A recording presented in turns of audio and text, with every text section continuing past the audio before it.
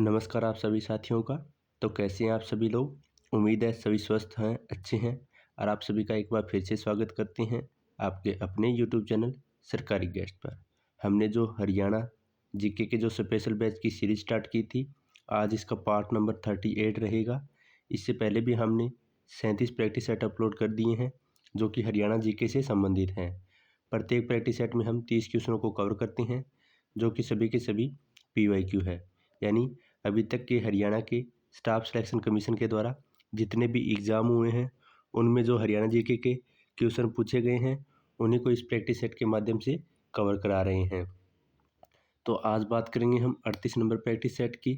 इससे पहले वाले अगर आपने नहीं देखे हैं तो उनका लिंक आपको नीचे मिल जाएगा, वहाँ पर जाकर देख सकते हैं। तो चलिए बिना किसी देरी के साथ आज के प्रैक्टिस सेट नंबर 38 को स्टार्ट करते हैं। अगर आप हरियाणा के किसी भी एग्ज़ाम की तैयारी कर रहे हैं, जैसे कि हरियाणा पुलिस, सी और ग्रुप डी, इन तीनों में से, या हरियाणा अलग कोई भी एग्ज़ाम है जिसमें हरियाणा जीके पूछी जाती है, तो यह प्रैक्टिस सेट की सीरीज़ आपके लिए महत्वपूर्ण रहने वाली है। तो चलिए बिना किसी देरी के साथ आज के इस प्रैक्टिस सेट को शुरू करते हैं। तो आज का पहला प्रश्न रहेगा प्रश्न नंबर 451। पूछा है निम्न में से कौन सा निर्वाचन क्षेत्र अनुसूचित जाति वर्ग से संबंधित है, यानी हरियाणा में ऐसा कौन सा निर्वाचित क्षेत्र है जो कि अनुसूचित जाति वर्ग के लिए से संबंधित है।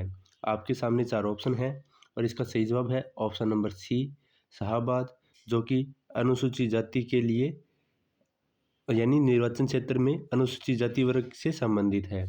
बाकी सभी के सभी सामान्य जाति से संबंधित है। तो इस प्रश्न का राइट आंसर हो जाएगा ऑप्शन नंबर सी, शाहबाद। आगे बढ़ते हैं और बात करते हैं नेक्स्ट क्वेश्चन पे। अगला क्वेश्चन है क्वेश्चन नंबर 452। पूछा है कि धर्मवीर जो हरियाणा राज्य के पहले राज्यपाल थे उनका कार्यकाल कितने दिनों तक रहा था। तो धर्मवीर जो कि हरियाणा के पहले राज्यपाल थे उनके कार्यकाल के बारे में पूछा है कि वह कितनों दिनों तक हरियाणा के राज्यपाल के रूप में रहे थे। आपके सामने 4 ऑप्शन हैं और इसका सही जवाब है ऑप्शन नंबर सी, यानी वह हरियाणा के राज्यपाल लगभग 10 महीने तक रहे थे। आप सभी के लिए होमवर्क है, तो आप कमेंट में जब बताएं कि धर्मवीर कौन से राज्य के रहने वाले थे, यानी धर्मवीर का जन्म स्थान कौन सा था यह आपसे पूछा है। तो इस क्वेश्चन का राइट आंसर हो जाएगा ऑप्शन नंबर सी, लगभग 10 महीनों तक हरियाणा के राज्यपाल के रूप में उन्होंने कार्य किया था। आगे बढ़ते हैं और बात करते हैं नेक्स्ट क्वेश्चन पे। अगला क्वेश्चन है क्वेश्चन नंबर 453। पूछा है हरियाणा के किस जिले को सैनिकों का घर कहा जाता है। तो हरियाणा का ऐसा कौन सा जिला है जिसे सैनिकों का घर के नाम से जाना जाता है। आपके सामने 4 ऑप्शन हैं और इसका सही जवाब है ऑप्शन नंबर बी, यानी झज्जर जिले को सैनिकों का घर माना जाता है। तो राइट आंसर हो जाएगा option number B. Next question है क्वेश्चन नंबर 454। पूछा है ऐतिहासिक स्थल मिताथल जो कि भिवानी में स्थित है उसका उत्खनन किस वर्ष में हुआ था। तो मिताथल की बात करें जो कि भिवानी में स्थित है, उसका उत्खनन कौन से वर्ष में हुआ था ये आपसे पूछा है। और आपके सामने 4 ऑप्शन हैं और इसका सही जवाब है ऑप्शन नंबर ए, यानी सन 1967 में मिताथल भिवानी में जो स्थान है ऐतिहासिक स्थल है उसकी खोज की गई थी। तो राइट आंसर है ऑप्शन नंबर ए, 1967 में। नेक्स्ट क्वेश्चन है क्वेश्चन नंबर 455। पूछा है जेसी शाह आयोग में कुल कितने सदस्य थे। तो जेसी शाह आयोग की बात करें इसमें कुल कितने सदस्य थे ये आपसे पूछा है और आपके सामने 4 ऑप्शन हैं और इसका सही जवाब है ऑप्शन नंबर डी, यानी इसमें कुल 3 सदस्य शामिल थे। राइट आंसर हो जाएगा option number D. Next question है क्वेश्चन नंबर 456। पूछा है जींद का कौन सा स्थान दुर्योधन वध से यानी दुर्योधन वध के लिए प्रसिद्ध है। तो जींद का ऐसा कौन सा स्थान है जहाँ पर दुर्योधन का वध किया गया था। तो आपके सामने 4 ऑप्शन हैं और इसका सही जवाब है ऑप्शन नंबर 3, यानी टूंड स्थल, या इसे ढूंढ स्थल भी कहा जाता है। यह भी आपको ध्यान रखना है। और इसे एक हंस तीर्थ स्थल के नाम से भी जाना जाता है जहाँ पर भीम ने दुर्योधन का वध किया था। तो इस प्रश्न का राइट आंसर है ऑप्शन नंबर सी, ढूंढव स्थल, जो कि जींद जिले में स्थित है। तो राइट आंसर रहेगा ऑप्शन नंबर सी, यानी ढूंढव, या इसे ढूंढ तीर्थ के नाम से भी जाना जाता है। तो यह भी आपको ध्यान रखना है। तो राइट आंसर हो जाएगा ऑप्शन नंबर सी। आगे बढ़ेंगे और बात करेंगे नेक्स्ट क्वेश्चन पे। अगला क्वेश्चन है क्वेश्चन नंबर 457। पूछा है राज्य में हरियाणा सामुदायिक नामक परियोजना कब शुरू की गई थी। तो हरियाणा में हरियाणा सामुदायिक योजना की बात करें तो यह कब लागू की गई थी, यह आपसे पूछा है। और आपके सामने 4 ऑप्शन दिए हैं और इसका सही जवाब हो जाएगा ऑप्शन नंबर डी, यानी सन 1998 और 99 में हरियाणा सामुदायिक नामक परियोजना की शुरुआत की गई थी। राइट आंसर हो जाएगा option number D. Next question है क्वेश्चन नंबर 458। पूछा है प्रदेश के किन जिलों में 2 विशेष पर्यावरण न्यायालयों की स्थापना की गई है। तो हरियाणा के ऐसे कौन से 2 जिले हैं जहां पर पर्यावरण न्यायालय की स्थापना की गई है। और आपके सामने 4 ऑप्शन दिए हैं और इसका सही जवाब है ऑप्शन नंबर ए, फरीदाबाद व हरियाणा में पर्यावरण न्यायालयों की स्थापना की गई है। तो राइट आंसर रहेगा ऑप्शन नंबर ए। चलिए आगे बढ़ेंगे और बात करेंगे नेक्स्ट क्वेश्चन पे। अगला क्वेश्चन रहेगा क्वेश्चन नंबर 459। पूछा है बजट 2015-16 में किन किन नगरों को मेट्रो से जोड़ने की बात की गई थी। तो 2015 या 16 के बजट के अनुसार कौन से नगरों को मेट्रो से जोड़ने की बात की गई थी, यह आपसे पूछा है। और आपके सामने 4 ऑप्शन दिए हैं और इसका सही जवाब हो जाएगा ऑप्शन नंबर ए, यानी झज्जर व रोहतक को 2015 व 16 के बजट में मेट्रो से जोड़ने की बात की गई थी। तो राइट आंसर है ऑप्शन नंबर ए, झज्जर व रोहतक। नेक्स्ट क्वेश्चन है क्वेश्चन नंबर 460। पूछा है भजनलाल किस वर्ष केंद्र में कृषि मंत्री बने थे। तो भजनलाल की बात करें जो कि केंद्र में कृषि मंत्री बने थे, तो वह कौन से सन में बने थे, यह आपसे पूछा है। और आपके सामने 4 ऑप्शन हैं और इसका सही जवाब है ऑप्शन नंबर डी, यानी सन 1986 में उन्होंने केंद्र मंत्री के रूप में कृषि मंत्री के रूप में उन्होंने पदभार संभाला था। तो राइट आंसर है ऑप्शन नंबर डी, सन 1986 में।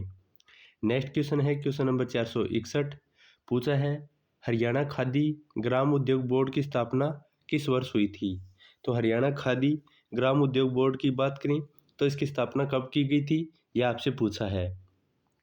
और आपके सामने 4 ऑप्शन हैं और इसका सही जवाब है ऑप्शन नंबर सी, सन 1969 में हरियाणा खादी ग्राम उद्योग बोर्ड की स्थापना की गई थी। तो राइट आंसर रहेगा ऑप्शन नंबर सी, सन 1969 में। नेक्स्ट क्वेश्चन है क्वेश्चन नंबर 462।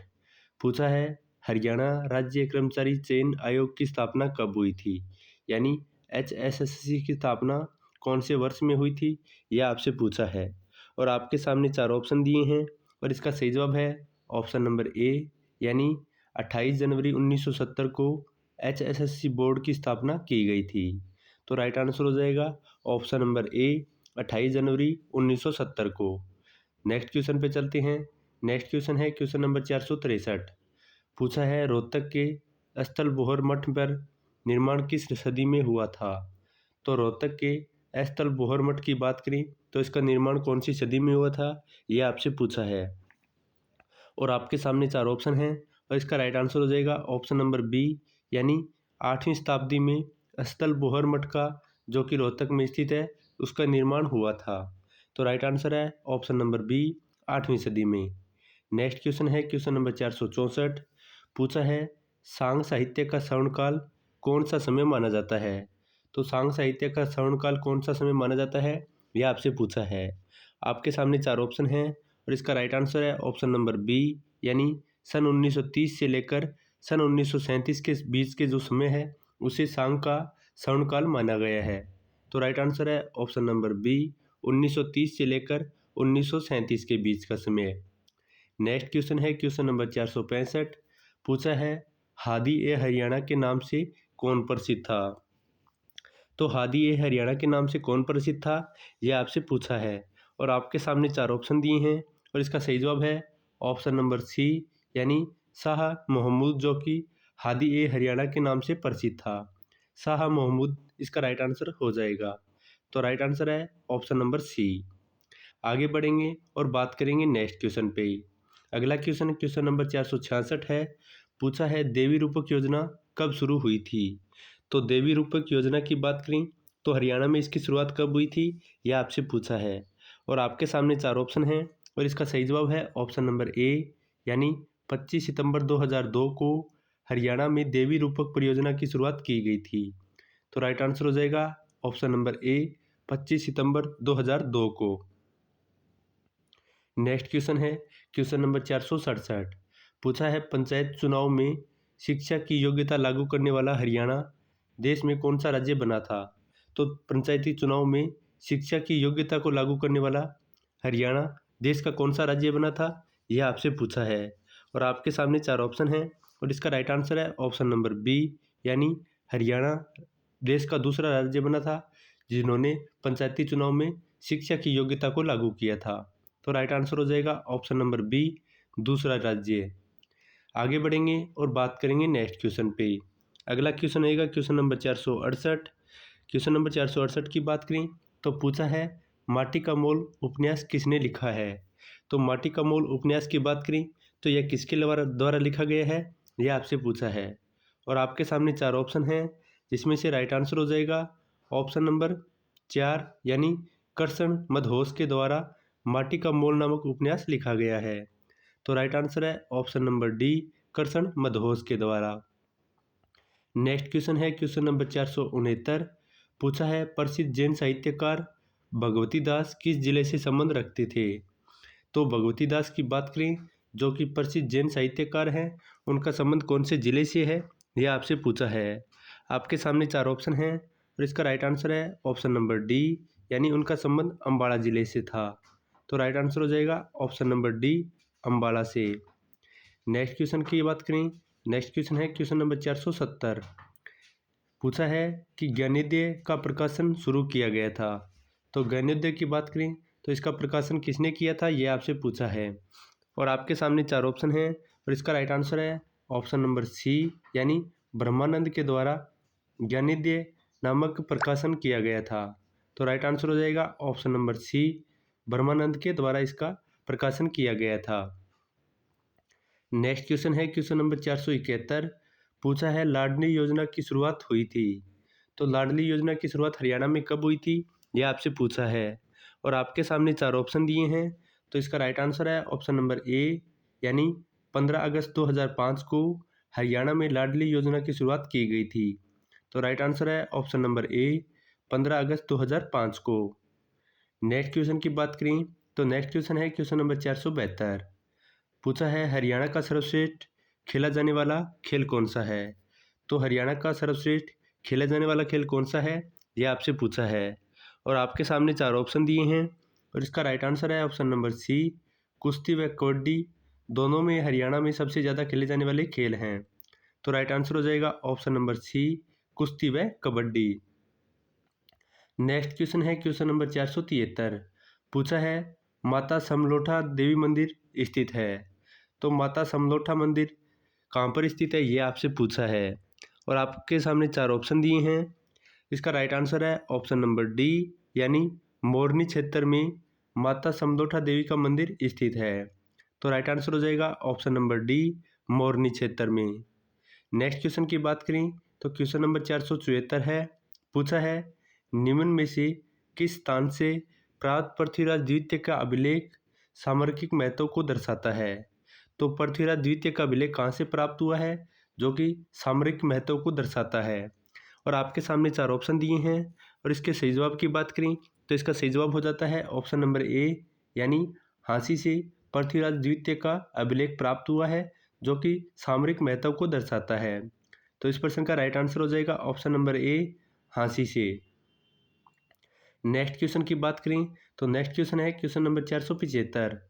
पूछा है निम्न में से फरीदाबाद में कौन सी फैक्ट्री है। तो फरीदाबाद में निम्न में से कौन सी फैक्ट्रियाँ स्थापित की गई है, यह आपसे पूछा है। और आपके सामने चार ऑप्शन हैं और इसका राइट आंसर है ऑप्शन नंबर डी, यानी सभी, जैसे कि रबर टायर की फैक्ट्री, ट्रैक्टर की और रेफ्रिजरेटर की, इन तीनों की फरीदाबाद में फैक्ट्रियाँ स्थापित है। इसीलिए इस प्रश्न का राइट आंसर हो जाता है ऑप्शन नंबर डी, उपयुक्त सभी। चलिए आगे बढ़ते हैं और बात करते हैं नेक्स्ट क्वेश्चन पे। अगला क्वेश्चन है क्वेश्चन नंबर 476 है। पूछा है निम्नलिखित में से किस प्रसिद्ध आदि कवि को हरियाणा का माना जाता है। तो इनमें से कौन से आदि कवि हैं जिन्हें हरियाणा का माना जाता है।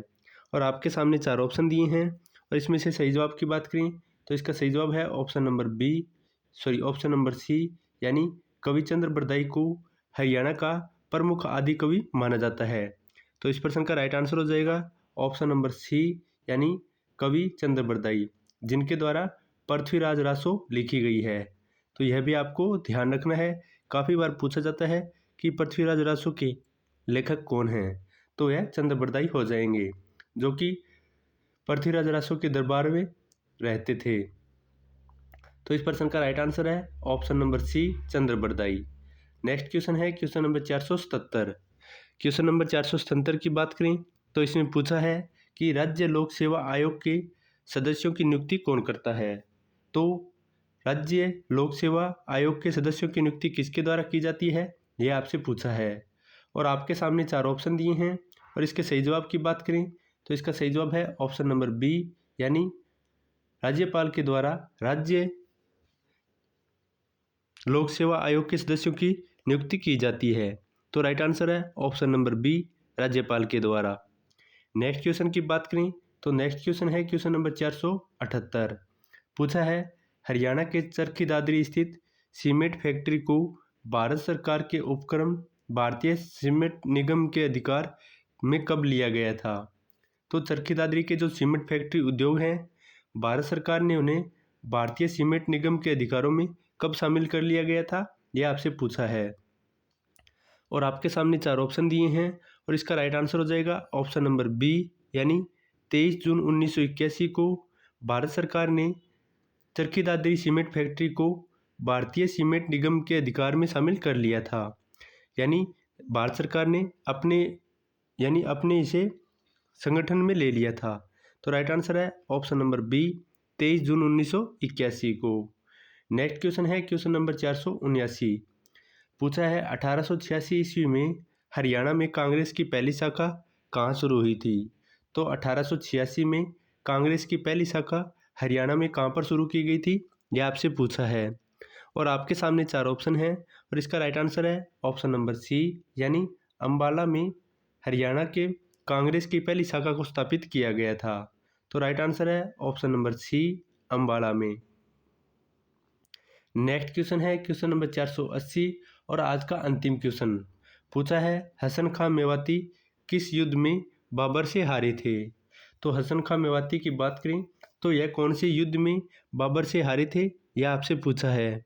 और आपके सामने 4 ऑप्शन हैं और इसका राइट आंसर है ऑप्शन नंबर बी, यानी खानवा के युद्ध में हसन खां मेवाती बाबर से हार गए थे। तो इस प्रश्न का राइट आंसर हो जाएगा ऑप्शन नंबर बी, खानवा के युद्ध में। और आप सभी के लिए होमवर्क है, आप बताएं कि खानवा का युद्ध कब हुआ था, यानी कौन सी सन में खानवा का युद्ध हुआ था। आप सभी को कमेंट में इसका जवाब जरूर देना है। तो यह था आज का हमारा प्रैक्टिस सेट नंबर 38, जिसमें हमने टोटल 30 क्वेश्चनों को कवर किया है। तो आप कमेंट में बताएं कि आपके 30 में से कितने क्वेश्चन राइट हुए हैं। साथ ही सेशन भी कैसा लगा आप इसको भी बता सकते हैं। उम्मीद है आपको सेशन पसंद आया है। अगर चैनल पर नए हैं तो चैनल को सब्सक्राइब कर लीजिए ताकि आगे आने वाले हमारी वीडियो आप सबसे पहले देख सकें। तो मिलते हैं एक नई वीडियो के साथ, तब तक के लिए जय हिंद जय भारत।